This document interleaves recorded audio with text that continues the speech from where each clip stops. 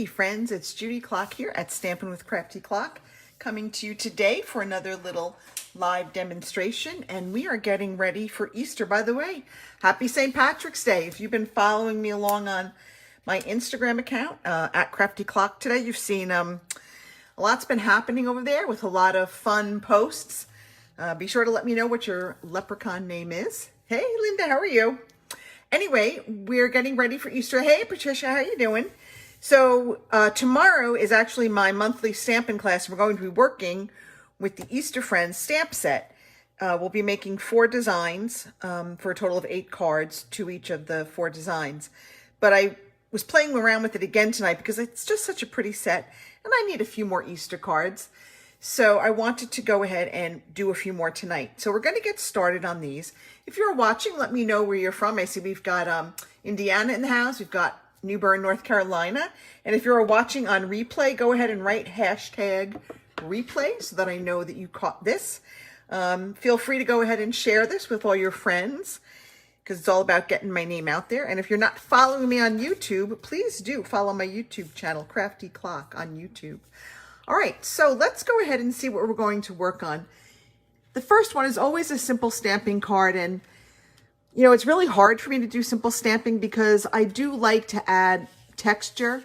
So our first card is just, there's no texture and I feel it looks very plain, but for someone who's just starting out and who doesn't have a lot of equipment, this is a perfectly fine card to do. And I'm keeping it in all the subtle family color, the palette, the subtle palette, because I think that just really is very Eastery. So this is a very simple card. We're going to start with a base of soft sea foam that is 8.5 by 5.5. We scored it at 4 1/4. We're going to go ahead and we're going to stamp our inside, and I'm going to use our So Saffron ink. Again, I'm keeping it to really just the 2 colors of ink and just kind of 2 colors or 3 colors or our cardstock. Because again, someone who is just starting out, who is new to stamping, may not have a lot of supplies. So we don't want to overwhelm them with lots of colors and color changes and coloring and embellishments. So again, this is just a very simple card for someone who might be brand new to the stamping world. And we always love to welcome new stampers to our community because we are a pretty fun bunch of folks. We like to have fun. We like to share with each other. Okay, so now I'm ready to stick this on the inside. And you know me, I say stamp then stick, because if I had made a mistake, I could flip my paper over and we're still good to go. All right, so then I've got a piece of our petal pink that is 4 by 5 1/4. And we're going to go ahead and stick that down. Now, normally, if this were not a simple stamping card, I would have run this through with an embossing folder to kind of give this layer some texture. But again, I'm trying to keep in mind that brand new stamper who isn't going to have all the bells and whistles and all the fun tools. You kind of got to build up to that over the months and years. So again, we're just going to go ahead and stamp and lay that down. Now I did punch out 2 circles. This is like a little starburst. It's got a couple of ridges. Figured punches, you know, somebody who's brand new may have a punch or 2. We've got a little circle. We're going to stamp that little chick. And we're just going to stamp that in the So Saffron. Hey Deb, how are you? Thanks for joining. We're just going to put that little chick there. Isn't that cute? And then we're going to come back in with our soft sea foam ink and we're going to stamp the grass.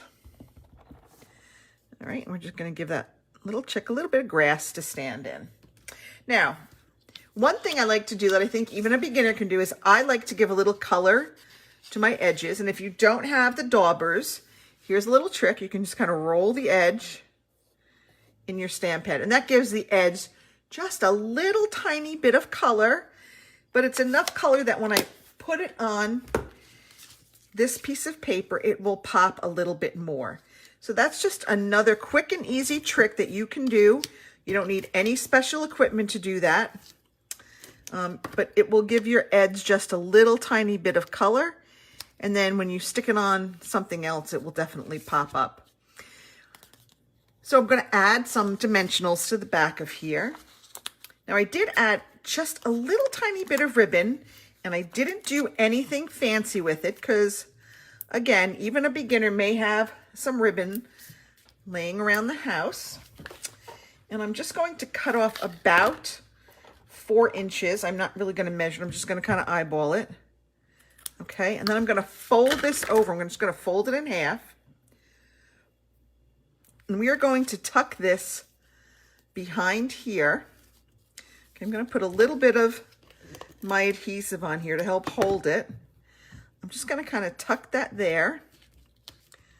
And I might even put one more dimensional on top to kind of help hold it. Okay, that'll kind of help hold it in place. Now we're ready to take off all of our little backings from our dimensionals that they multiply at night and they just come out and scatter themselves throughout your house. I don't care how careful you are. You will find these in random odd places. All right, that's not really where I wanted it. Let's go fix that. All right, I'm gonna move that down here. There we go. That's a little bit better. Now I'm just gonna stick that right there. Okay, and again, just a little tiny pop of ribbon there to give it just a little bit of interest. And I had a piece of, I had a piece of basic white for my sentiment. That seems to have gone astray. Well, let me see if I can cut another one real quick. I did have a little piece cut, but it has lost itself among the mess that is my desk. So, hey, Mary, how you doing? Thanks for popping on. All right. I'm just going to cut like a little 1-inch strip here. Maybe. I don't even know where my bigger... Here comes the cavalry. I hear the dogs coming down today. I'm just going to stamp a Happy Easter, and I am going to stamp this in our So Saffron. And now if you'll notice, I did not use a Stampin' Pierce mat because these are our red rubber stamps, so we don't need to have that piercing mat. All right, this is a little bit longer than I wanted, so I am just going to trim it with my scissor. And now I'm going to pop that on there with my dimensionals. And this is our simple stamping card, something that any beginner stamper can definitely copy and do. It's very simple. We used 2 colors of ink. You don't even have to. You could stick it to one. You don't need to do the grass. And we didn't really do anything other than just add a teeny little piece of ribbon. So again, very simple stamping, nothing more than really stamps, inks, and paper. And that is our simple stamping card for the evening. Now, I wanted to step it up a bit, so I went ahead and I used some die cuts. That's a die cut circle with our layering circles. I used one of our embossing folders to emboss the piece underneath. And then, of course, I used another punch to kind of flag that. I used the pick a label or pick a banner punch. And then we added some more ribbon and a little knot there. And if you wanted, you could go ahead and add some gems. I actually ran out of time. I was very late getting ready tonight, but I would have added a couple of rhinestones or something just to give it a little bit more sparkle. All right, so let's go ahead and get started. This one I'm going to keep it to really just, I'm using a base of crumb cake, again, 8.5 by 5.5, scored at 4 1/4. So I'm really going to keep my inks to just the crumb cake, and I might do a little tiny bit of early espresso, again, around the edge of that circle. So let me get my crumb cake ink, and we're going to stamp on the inside a little sentiment. It just basically says, may your days blossom with joy and happiness. All right.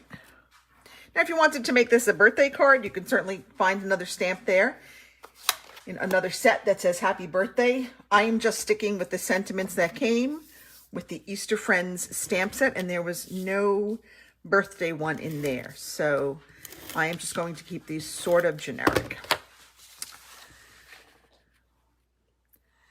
All right, we've got that. Now we're ready. We're going to put on our, this is Blushing Bride. It is 4 by 5 1/4, and I ran it through with our Paint 3D embossing folder. That is one of my all-time favorite embossing folders. I just love the texture that this embossing folder gives to your projects. And it's versatile enough that you can use it with really almost any project. Okay. Then I have here a die cut circle. This is the second largest die cut circle. And I'm going to stamp that adorable bunny. But he is, I need a little piece of scrap paper. Hang on. My desk looks like Crafter Math because I was working on getting designs for a card class and it's just a mess down here. But that's what weekends are for, right? To clean all this up. Me too, Pat. That is my favorite embossing folder. I love it. So we've got this little guy here. Now he's obviously much bigger than my little circle. So I'm going to stamp with his head pretty much near the top of my circle. And I'm just going to get like his head and his little hands there. And the rest of his body, you'll see, will just kind of be on my scrap paper. So whenever you're not going to use the full image, make sure that you have a piece of scrap paper underneath so it doesn't get on your work surface. Now again, I wanted to add a little bit of color to that, but I didn't want it to be the same. So I took my early espresso and I just did the same thing. I just kind of rolled it in my stamp pad to get a little bit of color on the edge. Now I'm ready to put him on. Oh, and you know what I forgot to do? I always do that. I always forget to put the ribbon on there. Before we put him on, I am going to very gently pry up the bottom of this because I do this every time. See? That's what happens when you try to rush. Okay, gonna cut. I probably need about 5 inches worth of ribbon. And I'm just going to wrap it around and secure it to my adhesive in the back. Okay, get this a little bit tighter here. Yikes. Oh boy, see? That's what happens sometimes. See, it happens to everybody. That's okay, you can always fix it. And if I wasn't able to get this up, we just would have done a bow. Now I'm going to add a little bit of glue so that doesn't pick up. I'm going to add a little bit of our liquid glue to kind of make this stay a little bit better since I kind of lifted up that adhesive. Okay. Oop, that's almost out. All right. All kinds of technical difficulties today. There we go. I'm just going to hold that down for just a couple of seconds. Let that go. Now, let's add our bunny. And again, we're going to use our Stampin' Dimensionals to add him. If I can get them all off. All right. Can you tell that I was crafting earlier today? Look at all the ink all over my fingers. I say you didn't really stamp if you didn't get ink all over yourself. I think it's a rule that you have to get inky fingers. We're just going to put him here. And then I'm going to take out my Petal Pink Stampin' Blends, my light one. I'm just going to give the teeniest bit of color to his nose. How cute is that? Just enough to make it stand out, just a little bit. Then I have here a little flag. I'm going to stamp the My Friend in our crumb cake. And again, so again, we're keeping it pretty simple. We're not using a ton of colors, but you don't always have to add a ton of colors. And again, I wanted to keep it in the softer tones for Easter. Nothing too bright or too dark. Because spring is coming and I'm all about the spring colors. I am so ready for spring. We're going to add this with some dimensionals. I don't know, maybe one there. We'll see. Because I want to make sure that some of it gets on the others, like the top and bottom of my ribbon. Because I am going to place this right here. Okay, now I'm going to cut another, I don't know, 4 inches of ribbon. And we are just going to tie that in a knot right around here. Then if I can find my rhinestones, we will go ahead and add some more bling. Another option is to take your Wink of Stella and brush it over your bunny to make him sparkle. Where's my wink? And I always have a ton of them here. Here we go. You can always take a Wink of Stella and just kind of run it over your bunny. Okay. Rule number 1, never push your Wink of Stella over your picture, because if it comes out in a blob like it just did, on my scrap paper, that would have ruined my stamped image. I'm just going to give him just kind of in the mostly darkened areas. We're just going to brush a little bit of wink. It's kind of hard to see. It's a very subtle little glitter. You have to be almost right on top of it, but trust me, it's there. So we've got that, and then I'm going to see. Let me see. Do I have any rhinestones? Where are my iridescent rhinestones? I can't find my iridescent ones, but I have my regular rhinestones, our basic jewels. So we'll just go ahead and pop a couple of these on here. And these will be just enough to give it that little bit of extra bling, because who doesn't like a little bit of bling? And these are nothing is going right for me tonight. My goodness. And we'll stick one up there. And those are our 2 cards tonight. We have a simple stamping card, stamps, inks, and paper, little tiny piece of ribbon up there. And then we've got our stepped up card where we've added some die cuts and some embossing folders and some ribbon and some gems.